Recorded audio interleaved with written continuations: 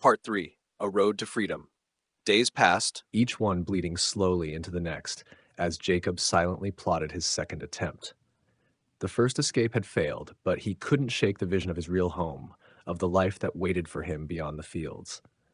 Every morning, he returned to the backbreaking work in the fields, his face expressionless, masking the quiet fire that still burned within him. Now, he moved carefully, watching the guards with new understanding, piecing together a plan more calculated than before. Weeks later, on a night when the wind howled and covered the sounds of his movements, Jacob set his plan into motion. With measured steps, he slipped past the guards' patrols, using the shadows to shield himself as he made his way to the fence, his breathing steady.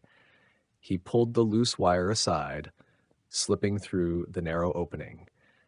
This time, he knew the terrain better, moving through the dense trees as if he were part of the forest itself.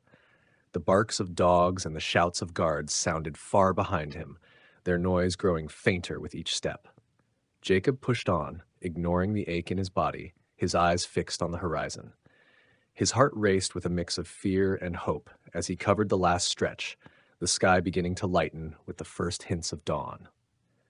When he finally crossed the familiar path leading to his true home, Jacob felt a calm settle over him. The fields, the guards, the checkpoints, they were all behind him now.